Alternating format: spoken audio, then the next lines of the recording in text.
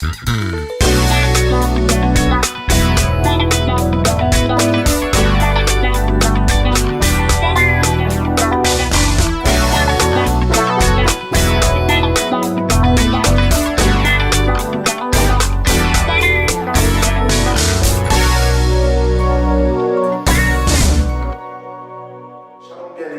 le Seigneur, c'est le pasteur Elidio Antessa. Que Dieu vous bénisse de là où vous êtes. Certainement vous êtes un peu partout dans le monde, vous me suivez de l'Afrique, des États-Unis, peu importe là où vous êtes, que la bénédiction de l'Éternel, surtout que la paix de Dieu soit votre partage. Alors j'aimerais que vous fassiez appel à plusieurs personnes, partagez la vidéo, connectez plusieurs personnes à ce moment où le Seigneur va nous faire du bien. Car j'ai un message de la part du Seigneur, un message qui va transformer une vie. Alors connectez-vous, partagez la vidéo, fais ce que tu peux faire pour que plusieurs personnes puissent avoir accès à cette vidéo et à ce moment dans la présence de Dieu. Alors je vous laisse quelques secondes pendant que tu le fais, prépare ta Bible. Nous allons passer un moment de partage biblique. Rassemble les gens qui sont dans la maison, fais appel à tes enfants, fais appel à ton mari, à ta femme, à tes frères. Permets à ce que cette parole touche le plus de monde possible, afin que la parole de Dieu transforme des vies. Que Dieu vous bénisse, bien-aimés dans le Seigneur. Partagez, partagez, partagez. J'aimerais commencer avec plus de personnes connectées. Oui, c'est lui qui partage, c'est lui qui fait appel, c'est lui qui connecte. Dieu va le bénir, car certainement tu vas peut-être sauver une vie ce soir. Car lorsque Jésus-Christ prêche la parole de Dieu, alors une vie est sauvée. Oui, ce n'est pas nous, prédicateurs, qui sommes garants de cette parole, mais c'est Christ lui-même qui fait son œuvre au travers de nous. Alors partagez rapidement la vidéo. Que Dieu vous bénisse. Merci Saint-Esprit de Dieu, merci pour ce moment. Alors je vais enseigner sur la passion des âmes. La passion des âmes. Oui, tu peux l'écrire même sur ton écran, la passion des âmes. Combien Dieu est passionné des âmes, passionné des hommes que lui-même il a créés, passionné de vivre avec eux, de les sauver. Alors nous allons sonder le cœur de Dieu et puis découvrir la pensée de Dieu dans les Écritures. Que Dieu vous bénisse, que Dieu vous fasse du bien. Alléluia. Alors pendant que tu partages, nous allons prier, afin que l'Esprit de Dieu manifeste la gloire de Jésus-Christ dans ce moment. Père, nous te bénissons, nous te rendons grâce, merci pour ce moment, merci pour le frère, la sœur qui est connecté ce soir. Merci Seigneur mon Dieu, car si tu permets à ce qu'elle puisse être connectée, c'est enfin de recevoir ta parole et que cette parole, Seigneur, transforme sa vie. Je prie, Seigneur, que tu disposes les cœurs à être fertiles, Seigneur, pour recevoir cette sémence qui va apporter la vie. Esprit de Dieu, merci de guérir les âmes, de restaurer, de sauver. Nous avons confiance en toi, Père. Merci. Au nom de Jésus-Christ. Amen. Amen. Alors nous allons commencer. Que Dieu vous bénisse. Alors je disais tout à l'heure que le Saint-Esprit a sémé une parole dans mon cœur. Je vais les partager sur la passion des âmes. Combien notre Dieu, le Créateur des cieux et de la terre, le Dieu que Moïse décrit dans Genèse, combien il a aimé sa création, comment il a tout créé, le Dieu qui nous a créés à son image et à sa ressemblance. J'aimerais vous décrire et vous communiquer sa pensée. Alors, prenons rapidement Jean chapitre 3, le verset 16, où le Seigneur nous décrit son amour. Jean 3, chapitre 16, la Bible nous dit « Dieu a tant aimé le monde qu'il a donné son Fils unique. » Dieu nous a tant aimé qu'il a donné Jésus-Christ, afin de nous démontrer l'amour du Père et que le don qui est Jésus sauve l'humanité. Mais ce verset, vous le connaissez. J'aimerais prendre un autre verset. Nous sommes dans Luc chapitre 5. Luc chapitre 5, pour en prendre à partir du verset 30. La Bible dit, les pharisiens et les spécialistes de la loi qui appartenaient à leur parti s'indignèrent et interpellèrent les disciples de Jésus. Comment pouvez-vous manger et boire avec ces collecteurs d'impôts, ces pécheurs notoires? Verset 31, Jésus leur répondit, ceux qui sont en bonne santé n'ont pas besoin de médecins. Ce sont les malades qui en ont besoin. Ce ne sont pas des justes, mais des pécheurs que je suis venu appeler à changer. Dans cette histoire, bien-aimée dans le Seigneur, nous pouvons voir la pensée de Dieu sur la passion des âmes et l'amour que Dieu a pour nous. Par là, le Seigneur, dans cette histoire, nous décrit clairement sa mission. C'est pourquoi il a été envoyé. Pour vous remettre dans le contexte, la Bible dit qu'un homme, un collecteur d'impôts qui s'appelait Lévi, et Jésus est en train de passer près de ce collecteur, et lorsque le Seigneur a vu le collecteur d'impôts, il a dit à Lévi, lève-toi et suis-moi. La Bible dit que cet homme qui va se lever, va suivre Jésus. Certainement, il était heureux de faire partie de cette histoire, de l'appel de Dieu et de suivre un grand prophète comme le Seigneur. Il va décider de faire une fête.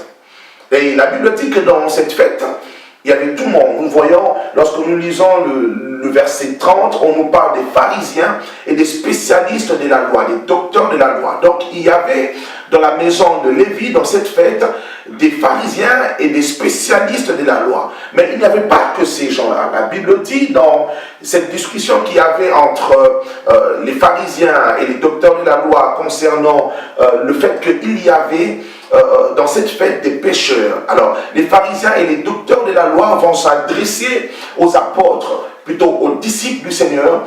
Ils vont les reprendre clairement en disant, comment se fait-il que vous mangez avec des pécheurs, avec des gens de mauvaise vie, des personnes qui, pour eux, n'étaient pas saints, n'étaient pas dignes d'être avec des serviteurs de Dieu. Lorsque la Bible nous parle des personnes de mauvaise vie, croyez-moi, vous pouvez mettre tout ce qu'il faut comme nom, comme nom, comme identité dans ce bac. Lorsqu'on dit qu'il y avait dans ces lieux des personnes de mauvaise vie, il y avait certainement des alcooliques ou bien des drogués, des voyous, tout ce que vous pouvez considérer comme mal, ou des personnes qui marchent en tout cas dans une vie qui ne glorifie pas Dieu. Il y avait certainement aussi des prostituées, en tout cas des personnes de mauvaise vie. Et la Bible dit que dans cette fête, et à la table du Seigneur, là où le Seigneur est avec ses disciples, ils étaient en train de manger avec des personnes de mauvaise vie. Et lorsque Jésus va entendre les pharisiens mépriser ces gens, voici dans le verset 31, je vais relire, Jésus leur répondit, ceux qui sont en bonne santé n'ont pas besoin de médecins, ce sont les malades qui en ont besoin. Ce ne sont pas des justes, mais des pécheurs que je suis venu appeler à changer. Waouh! Le Seigneur est en train de reprendre ces religieux, en leur disant que certes je suis prophète, et Dieu est avec moi, mais je vais vous présenter aujourd'hui ma mission. Ma mission, ce n'est pas pour les justes, mais je suis venu pour les pécheurs. Dieu a fait don le Seigneur Jésus-Christ, mais ce don n'est pas venu pour les justes, mais pour les pécheurs. Mais dans ce contexte-là, Jésus voulait aussi dire à ces pharisiens et à ces docteurs de la loi, il n'y a pas de juste parmi nous. Dieu m'a envoyé, je suis venu pour sauver l'humanité. Et même si vous êtes pharisien et vous êtes docteur de la loi, vous êtes religieux, vous priez, vous jeûnez, vous connaissez la loi, vous respectez la loi, alors vous êtes considérés comme pécheurs aux yeux de Dieu, parce que le don de Dieu, donc la justice de Dieu, n'est pas venu pour les justes, mais pour les pécheurs. Alors si Dieu apporte justice au monde, et lorsque Jésus dit qu'il est venu pour les pécheurs, c'est pour leur dire que parmi nous tous, parmi vous tous, il n'y a pas de juste. Par là, j'aimerais vous dire que la passion des âmes pour le monde s'appelle Jésus-Christ. Lorsque Dieu envoie Jésus sur la terre, Dieu est en train de démontrer à l'humanité combien il aime l'humanité, combien Dieu aime le monde. Et lorsque Dieu aime le monde avec tout ce que le monde contient. Lorsque la Bible dit dans Jean 3 au verset 16 que Dieu a tant aimé le monde, on ne dit pas que Dieu a aimé simplement Israël dans le monde. Dieu a aimé les religieux dans le monde, lorsque la Bible nous dit que Dieu a tant aimé le monde, ça veut dire que Dieu a aimé le monde avec tout ce que le monde contient. Alléluia. Si dans le monde on retrouve des alcooliques, alors Dieu a aimé le monde avec les alcooliques. Si Dieu a aimé le monde et que dans le monde on retrouve des homosexuels ou peu importe, alors Dieu a aimé le monde avec les homosexuels, avec des braqueurs, des voleurs, avec des meurtriers, avec des impudiques, avec des pécheurs dans toute sa totalité. Dieu n'a pas fait séparation des personnes. Dieu n'a pas privilégié certaines personnes dans le monde. Dieu a aimé le monde avec sa diversité. Dieu a aimé le monde avec sa faiblesse. Dieu a aimé le monde avec son péché. Par là, bien-aimé dans le Seigneur, même si peut-être tu me suis, tu n'es pas chrétien, tu n'es peut-être pas allé à l'église un jour de ta vie, tu ne connais pas un seul verset de la Bible, laisse-moi te dire, peu importe ta condition actuelle, Dieu t'a aimé comme tu es. Tant que tu es dans le monde, alors Dieu a aimé le monde et Dieu t'a aimé. J'aimerais que l'amour de Dieu pour toi soit clair. L'amour de Dieu est inconditionnel. Dieu ne nous aime pas parce que nous faisons de bonnes choses, mais Dieu aime le monde même lorsque le monde est dans le mal. Mais j'aimerais attirer votre attention et vous faire comprendre une chose. Lorsque la Bible nous dit que Dieu a tant aimé le monde, mais la Bible ne s'arrête pas là. Dieu a tant aimé le monde, mais il a fait quelque chose. Il nous a donné Jésus-Christ. Alléluia. La manifestation de l'amour de Dieu pour le monde, dans la plus grande dimension de son péché, mais la manifestation de l'amour de Dieu pour ce monde-là s'appelle Jésus-Christ. Alléluia. Dieu manifeste son amour en donnant Jésus. L'amour de Dieu, c'est Jésus qui est venu sur la terre et il nous a démontré l'amour du Père.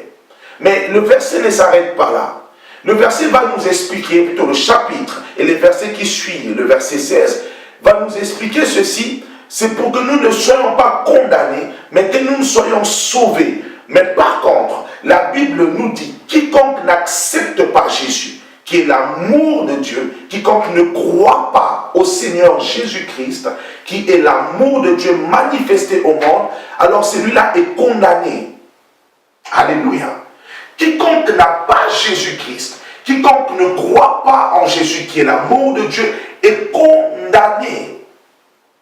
Il ne suffit pas simplement de m'écouter et de dire « Waouh, Dieu m'aime, c'est bien, dans mon état, Dieu m'aime ». Mais cela ne s'arrête pas là. Il est important de croire à l'amour de Dieu qui s'appelle Jésus-Christ, de l'accepter, de s'attacher à Jésus-Christ, afin que nous ne soyons pas condamnés. Ce qui nous condamne, ce n'est pas les actes que nous avons posés. Ce qui nous condamne, c'est le fait de refuser de croire en l'amour de Dieu qui s'appelle Jésus-Christ. Quiconque rejette Jésus-Christ, rejette l'amour de Dieu. Et celui qui rejette l'amour de Dieu est condamné. Et lorsque la Bible dit qu'il est condamné, cela ne veut pas dire que Dieu l'a condamné, mais lui-même s'est condamné.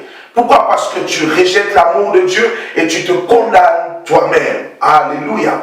C'est là où lorsque nous regardons, prenons 1 Jean, l'épître de Jean, 1 Jean chapitre 3, dans le verset 15, c'est toujours le même apôtre qui raconte, c'est lui qui a raconté l'évangile, qui a écrit l'évangile de Jean.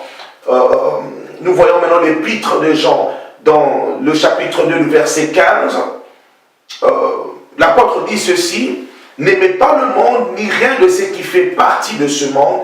Si quelqu'un aime le monde, l'amour pour le Père n'est pas en lui. Je répète, n'aimez pas le monde, ni rien de ce qui fait partie de ce monde. Si quelqu'un aime le monde, l'amour pour le Père n'est pas en lui. Dans ce verset, tu risquerais de te dire, mais il y a une contradiction. Il n'y a pas une contradiction. Dieu a tant aimé le monde dans Jean chapitre 3, le verset 16. Il a donné son Fils, qui est la manifestation de l'amour du Père.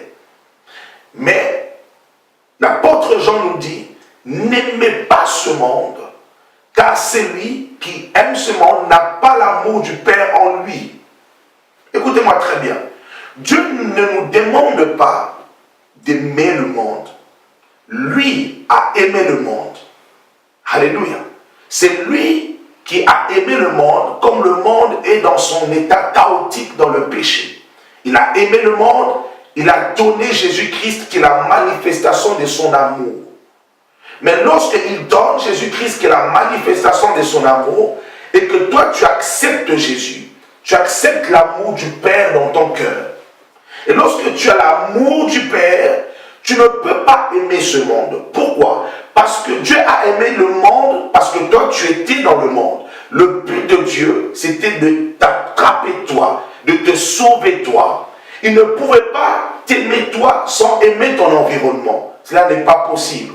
C'est là où la Bible dit même, crois au Seigneur Jésus-Christ et tu seras sauvé, toi et ta famille. Pas seulement toi, mais toi et ton environnement. Lorsque Dieu t'aime, il doit aimer le monde dans lequel tu es. Maintenant, lorsque son amour arrive, qui s'appelle Jésus, tu l'acceptes. Lorsque l'amour du Père est en toi, alors tu ne peux pas aimer toi, ton environnement qui est dans le péché, parce que Dieu n'aime pas cet environnement. Il a aimé une fois. Parce que tu étais dans cet environnement, il devait manifester son amour. Mais une fois que son amour rentre en toi, alors tu dois rejeter l'environnement. Pourquoi? Cet environnement n'aime pas Dieu. Le péché est contraire. Le péché vient de l'ennemi. Le péché repousse Dieu. Alléluia. Et lorsque nous parlons de péché, nous parlons de toutes ces choses qui nous empêchent d'être proches de Dieu. C'est là où l'apôtre Jean nous dit, n'aimez pas le monde ni rien de ce qui fait partie de ce monde. Ce qui fait partie de ce monde, c'est le mensonge, le vol, l'homosexualité, toutes ces choses que la parole de Dieu n'agrée pas. Celui qui dit qu'il a reçu Jésus, qui a reçu l'amour du Père, doit rejeter le monde pour s'attacher au ciel. Alléluia. Il y a deux choses que tu dois retenir. La première chose, que Dieu t'aime. Dieu t'aime dans ton environnement. Alléluia. La deuxième chose, lorsque tu acceptes l'amour du Père te poussera à t'attacher au Père et à rejeter les choses de ce monde. Le péché dans ce monde. Ce qui nous manque, bien aimé, c'est le fait que nous ne réalisons pas l'amour du Père en nous. J'aime ce verset, pourquoi? Parce que l'apôtre Jean ne dit pas, c'est lui qui a la crainte de Dieu, la crainte du Père doit rejeter le monde. Mais il dit, c'est lui qui a l'amour pour le Père. Alléluia. C'est par amour pour le Père que nous mettons le monde de côté pour regarder vers le royaume des cieux. Nous mettons le monde de côté pour s'attacher aux richesses du royaume des cieux. C'est lui qui a l'amour du Père. Cet amour te poussera à s'attacher au Père et à rejeter tout ce que le Père n'aime pas. Il a aimé le monde parce que tu étais dans le monde. Maintenant que tu as accepté son amour, il te demande, toi, de rejeter le monde et d'aimer le royaume des cieux, de t'attacher au Père. Alléluia. Pour terminer, prenons rapidement dans Romains chapitre 8. Romains chapitre 8.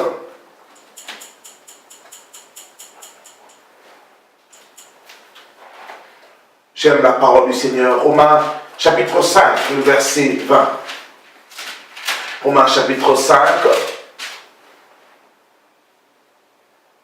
Au verset 20, je lis la parole de Dieu.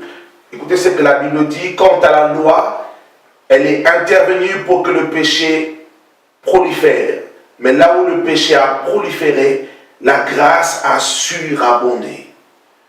Dans d'autres versions, on dit, or la loi est arrivée pour que le péché abonde.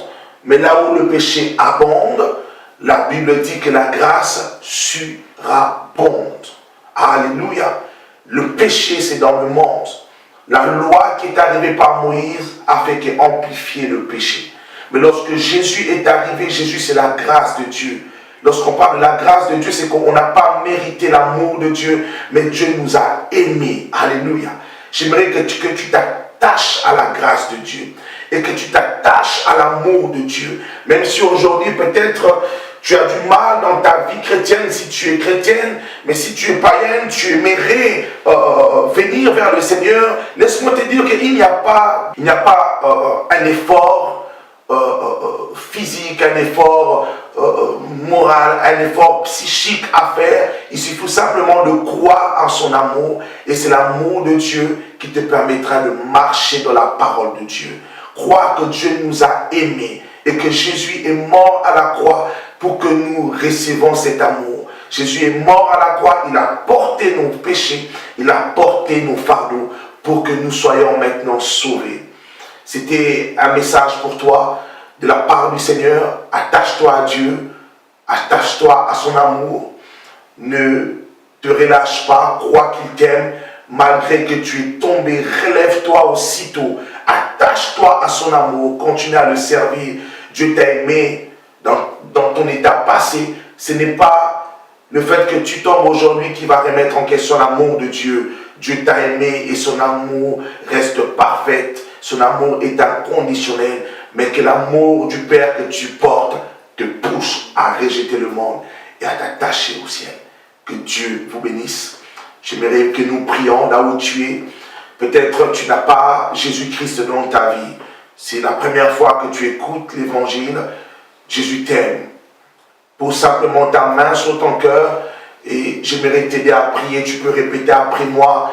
Seigneur Jésus, merci pour l'amour du Père que tu as manifesté pour moi à la croix. Ce soir, je crois en cet amour. J'accepte cet amour. Je te donne ma vie. Je te donne ma vie, Seigneur. Conduis ma vie. Dorénavant, j'aimerais être conduit par l'amour du Père et non l'amour du monde. J'accepte le royaume des cieux. J'accepte l'amour de Dieu. Que ton esprit me conduise. Merci, Seigneur, car tu es mon roi, tu es mon Seigneur, tu es mon Dieu, au nom de Jésus. J'aimerais prier aussi pour ceux-là qui sont dans le Seigneur. Tu traverses un moment difficile dans ta marche. J'aimerais prier pour toi, Père, dans le nom de Jésus-Christ. Touche cette sœur, ce frère. J'aimerais que tu le relèves. Touche ce serviteur de Dieu qui traverse un moment compliqué dans son ministère, dans sa marche. Je prie, Éternel, que ton amour surabonde. Car la Bible déclare là où le péché abonde, la grâce surabonde. Je prie que l'amour de Dieu efface la culpabilité. Que l'amour de Dieu, Seigneur, redonne la foi et la force et le zèle de marcher dans la parole de Dieu, de continuer à servir Dieu. Je prie, ô éternel Dieu, que l'amour que tu as pour eux, Seigneur mon Dieu, se manifeste dans leur esprit, dans leur âme. Je prie, éternel mon Dieu, que tu nous donnes aussi la passion des âmes. Je prie pour ceux-là qui sont dans le ministère d'évangéliser, Seigneur. Je prie dans le nom de Jésus qu'ils soient encore passionnés pour les âmes, car tu aimes les âmes dans leur état, dans leurs conditions, Seigneur. Tu aimes chaque personne, Seigneur. Tu aimes les pécheurs. Je prie que ton amour les change dans le nom de Jésus-Christ. Amen. Que Dieu vous bénisse. Merci.